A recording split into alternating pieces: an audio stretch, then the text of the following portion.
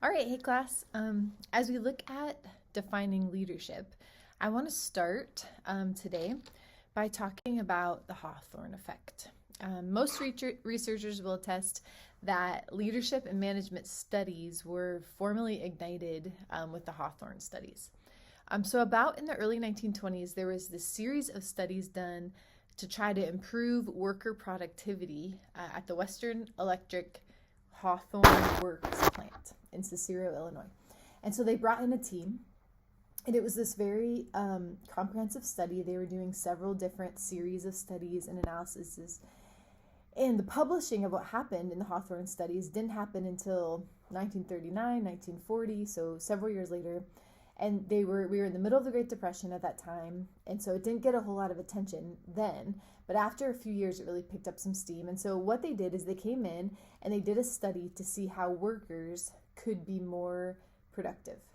And the question was, is productivity linked to higher or lower levels of light? So like lighting in a room, okay, basically lighting in a room. So they were asking the question, was there a connection between when there was low light or when there was medium light or different degrees of light and productivity? Did the light in the room actually affect how productive the people were? And what they found is that production improved regardless of the light manipulation, and they actually could not find any link between the lighting and the success that they were having in production. Now, as soon as that study was over, productivity went back to its normal level, which was lower. And so the Hawthorne effect is this phenomenon in which basically what they learned is the subjects being observed changed their performance because they knew they were being observed. Now, they didn't know this at the time, and it took them years to really figure it out and reproduce the study. But the idea was because there were observers on the floor and in different places in the facility, this had a profound effect on the workers. And so after some really deep studies, they brought in more professors and researchers to figure it out. And they did small group studies and all these things. And what they didn't know is that when people were watching, they would be more productive. And maybe they were afraid of losing their job. Maybe they were wanting to impress someone. We don't know. But when they knew someone was watching them, they were actually performing better. And so this became known as the Hawthorne effect, basically giving birth to the Hawthorne studies. And what they learned, simply put, is this: the people improve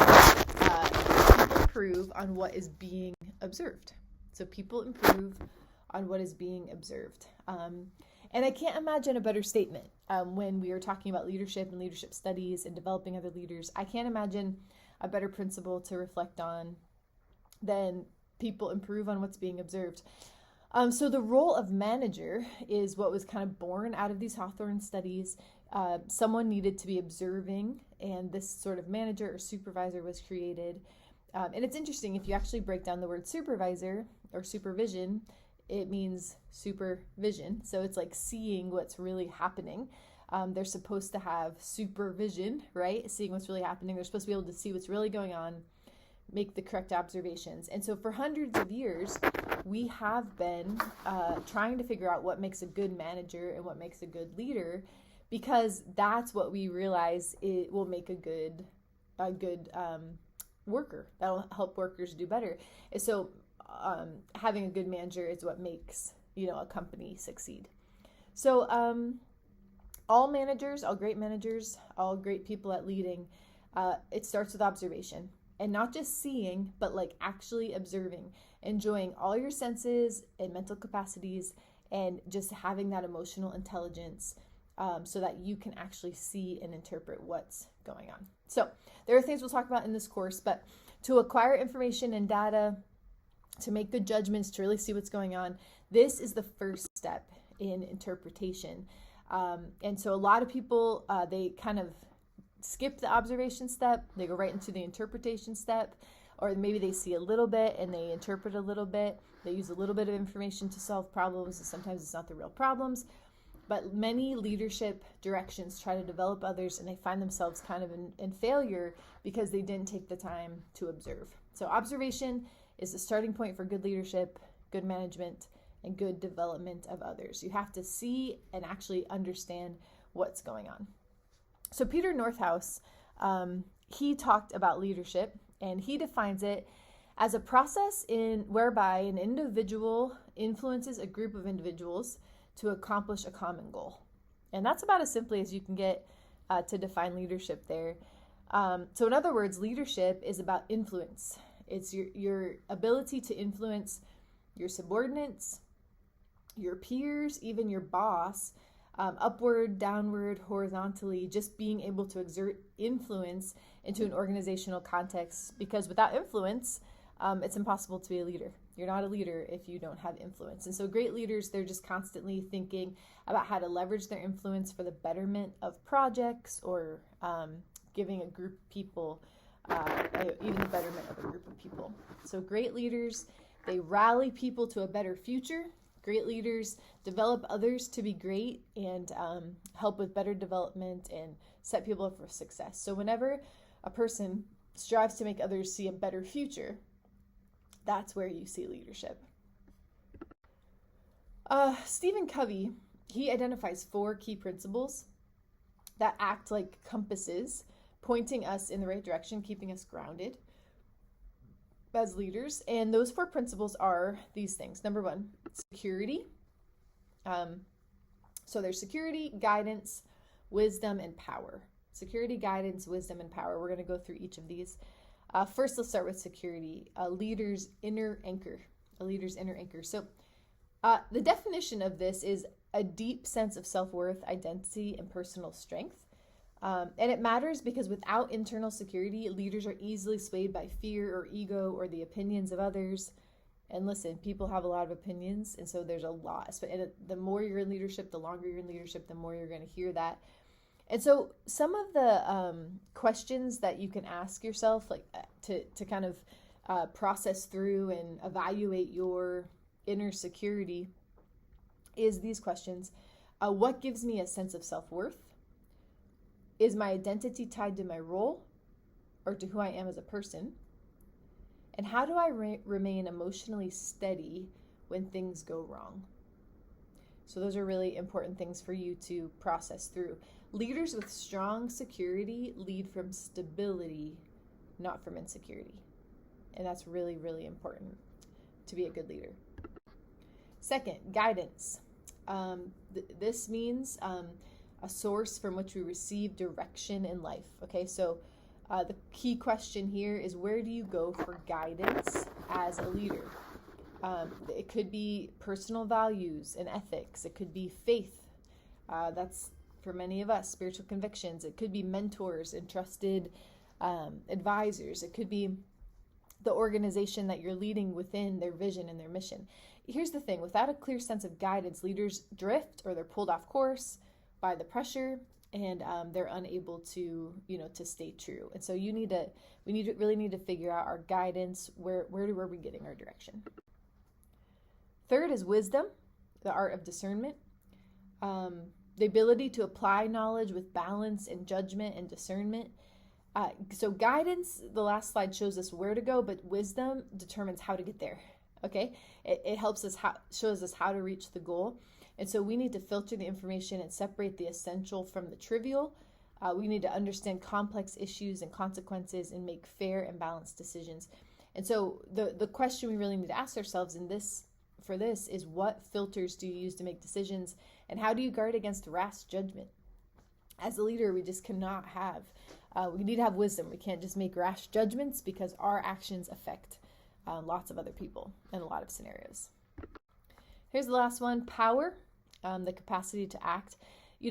This is the strength, the courage, the influence to accomplish something. So the question is, how do you use your influence? How do you empower others, or do you dominate them? Power without security, guidance, and wisdom can be dangerous. So it becomes you have to really have that power to be a force for good. So this is Stephen Covey, again, uses these 4 characteristics of a leader. Now, the other thing Stephen Covey says is there's 8 key characteristics for principle-centered leaders. And these traits are not they're not leadership techniques. They're actually qualities of life that naturally influence others. And so these are really important to have. And so you will reproduce in others not just what you know, but who you are. You will reproduce in others not just what you know, but who you are. And so you need to be the kind of leader that you want to create. You need to be the kind of leader that you can help invest in other people. So let's walk through these 8, which I think will help us define leadership. First of all, leaders are continually learning. They're always open to growth, formally, through life experience. They learn from personal, organizational, relational experiences. They're the type of people who are reflecting on lessons learned each day. They seek informal growth opportunities, formal education. They read books. Okay, they go to conferences. They listen to podcasts. And 2 things that are really important for learning is willingness. You got to be willing to learn, and the ability to learn. And so, I'm proud of you for being in this college track, in this college course, because we really need to remember how to learn again for our whole lives. Great leaders never arrive. They're always learning. They're always modeling sort of this teachability, and that's really important. Number 2, they are service-oriented. They place the needs of others above personal gain. So if you are not placing the needs of others ahead of yours, then you're not leading. Okay, service-oriented is really important. They look for ways to help without expecting credit. They use influence to benefit others, not just themselves. And this matters because it builds trust and loyalty in those who lead. You have to be the kind of person that people want to follow, or you're not a leader. Okay, so that service-oriented leadership is stewardship. It's using the position, the influence, the power that God's given you to serve and not to be served. As soon as we use it to our benefit and for our benefit only, we're not being a leader anymore. Number 3, Stephen Covey says, radiate positive energy. Carry a hopeful, encouraging presence that lifts others. These kind of leaders are calm in crisis. They're encouraging in difficulty. They're solution-focused rather than problem-obsessed. They set the emotional tone for the team.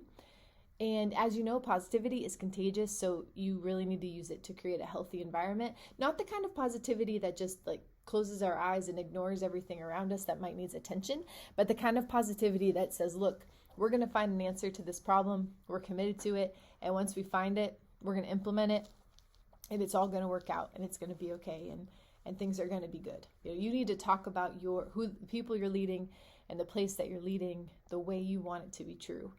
You need to speak that out positively. Number 4, believe in other people. As a leader, we have to not be cynical. We have to see weaknesses, but we also have to see potential. We have to identify strengths in people even before they see it in themselves. Committing just to really draw out the best in people. Often people will rise or fall to the expectations the leader places on them. And so we have to believe in others and inspire them to believe in themselves. Number 5, live a balanced life. As a leader, we need to work, but we need to rest and we need to play. We need to have mental, spiritual, physical health, emotional stability, social connection. Imbalance in a leader often creates imbalance in a team. Remember, it's not about what you're teaching them. It's about who you are. So protect your well-being so that you can lead effectively for the long haul. Number 6, see life as an adventure. Life is a chance to live out your mission, even in times of change. So be flexible, be optimistic, view challenges as opportunities to grow, model courage and adaptability, and it will just give your team confidence. Anytime you have to deal with a problem or a situation, a circumstance that has to adjust. Number 7, you're synergistic. Bring people together, encourage collaboration. The definition of synergistic is to create results greater than one individual, the sum of one individual's efforts. And so we need to improve every situation we enter, work both hard and smart, and don't just get along. We're not just trying to create teams that get along. We're trying to create teams that build something better when we're together. So how do we utilize each person's strengths? How do we put everyone in the best chance that they have to succeed? And number 8, exercise for self-renewal. 4 renewal areas: physical, so build strength and stamina physically, whatever that looks like for you. Mental, challenge your mind, expand your thinking. Emotional, maintain healthy relationships and self-awareness. And then, of course, spiritually, deepen your faith and your values and your purpose. Renewal prevents burnout, keeps leaders sharp, keeps leaders healthy. You do really have to schedule renewal intentionally because it just does not happen by accident. Life will take your day. You don't have to, you don't have to give it to life. Like it will take your day up. So you need to make sure that you are making sure that renewal physically, mentally, emotionally, and spiritually is part of your plan. It's planned, it's prioritized, it's intentional. We'll talk more about that later in the class. So lastly, just to kind of wrap up this lecture, principle-centered leadership begins with who you are. And when you live out these traits that I just talked about, continual learning, serving, radiating positivity, believing in others, balancing life, embracing adventure, creating synergy, renewing yourself, you're going to naturally influence others in a powerful way. And so ask yourself, I have it in the slide here, which traits do you have that are strong? What are you modeling well? And what do you need to grow in? Be thankful, thank God for the ones you're doing well, and then pick one that you can intentionally grow in, even if just one, and really work on getting that one as a part and piece of your life. Because remember, you're not just developing your own leadership, you're shaping the leadership of everyone you influence. And so you need to be the kind of person that's going to shape them in the right kind of way. So, all right, review these slides as you can if you have to go back through them slower. And I hope this was helpful to you as we define leadership throughout this class.